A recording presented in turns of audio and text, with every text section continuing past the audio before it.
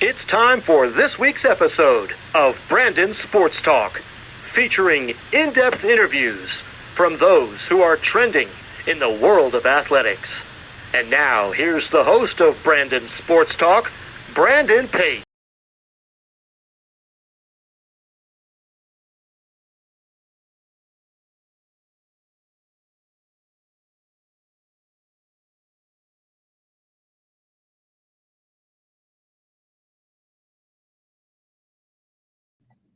Welcome back to Brandon Sports Talk. In today's episode, I have the privilege to interview the Edmonton Oil Kings General Manger Kirt Hill. How are you doing today?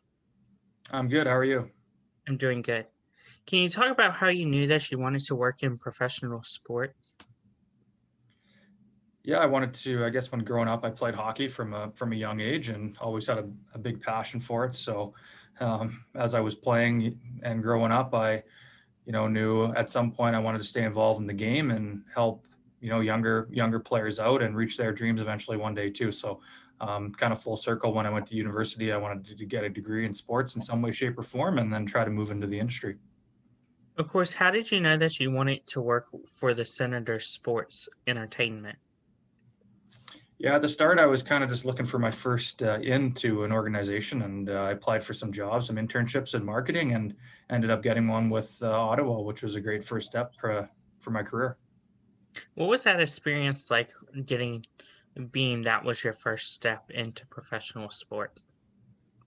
It was a great experience. You get to kind of anytime you're working for a pro team to start off, it was a big time learning experience, and I got my feet wet in the industry, and I think it opened up a lot of doors moving forward. What was your time like as director of hockey operations for Western Hockey League?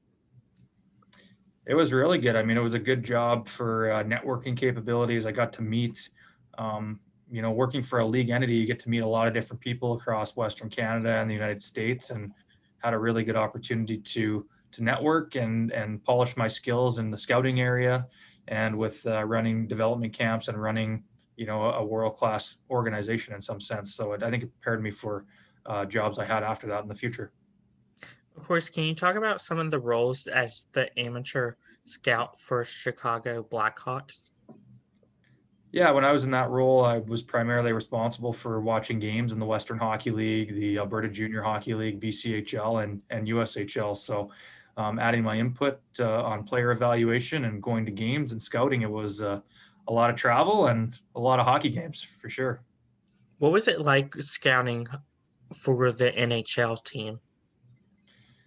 It was great. I mean, again, you're watching amateur hockey, you're watching players in the WHL primarily, but world class organization. Got to meet a lot of good people, and I think the biggest thing I took away from it was learning from people who have been involved in professional sports and scouting for a long time, and getting to pick their brains on different things they look for in players. What was it like whenever you got the job with the Edmonton Oil Kings as the president and general manager? It was a whirlwind. It was obviously a very happy day for me and my family getting the opportunity to work in a role like this. But it was the first step to trying to build an organization from kind of the ground up. And yeah, it was a pretty exciting day, and it's nothing I take for granted. Can you talk about, of course, building? You said you built it from the ground up. What was that experience like, and some of the things that you have built there? It's an evolving process. It's something that you got to work at every single day, and something that since I got here, I've continued to work on. It's been a lot of fun.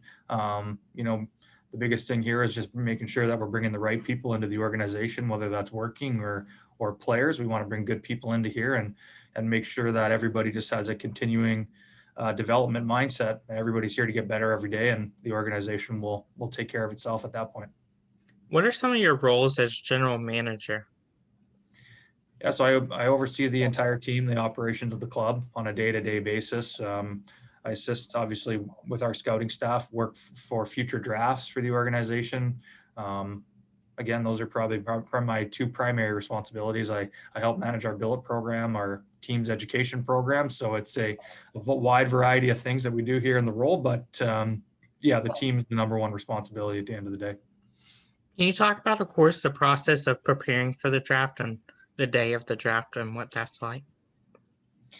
Well, it's a year-long process. I mean, once you draft kids one year, you're on to the next group of players the next day. So it's my head scout, Jamie Porter, and our entire scouting staff here in Edmonton do a tremendous job at knowing the players inside and out and compiling our list of players. And yeah, draft day, it goes quick. It's one day, and in 4 hours, it's over. So it's a long year's work that goes into a short period of time, but we make sure we do our due diligence to make sure, again, we're bringing good people into the organization. What does a typical game day look like for the Edmonton Oil?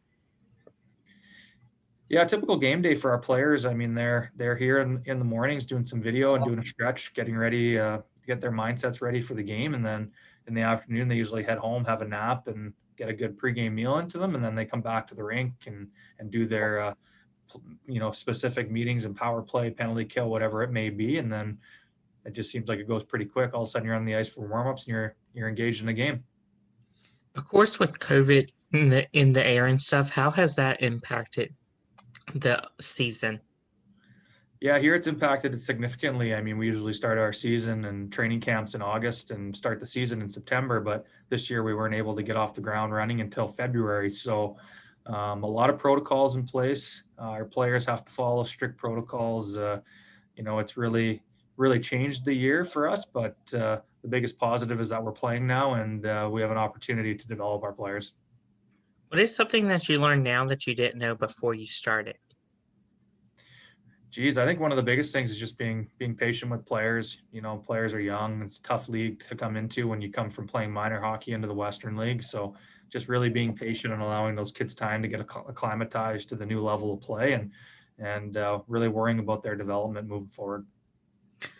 What are some of your future plans with the organization moving forward? I think it's just to continue to bring good people in here. Every day our entire staff, coaching staff, scouting staff, we're learning, we're changing things to try to stay up to date with obviously where players are, the style of play, where it is today. And the plans are just to keep continuing to do that, trying to be the best that we are, always working hard to ensure that we can stay one of the top teams in the Western Hockey League. What advice would you give upcoming future players looking to get their first debut in the National Hockey League? Yeah, players, in the NHL, those are the players we work with here every day, Western League players that are getting drafted into that league. So I think, biggest thing for players now is they got to be coachable. They got to be willing to take criticism from coaches and work on the deficiencies in their game. That's one of the biggest areas. If guys are coachable and they come to the rink every day loving the game and wanting to get better, they're only going to give them a better shot to make it to the next level. That's amazing.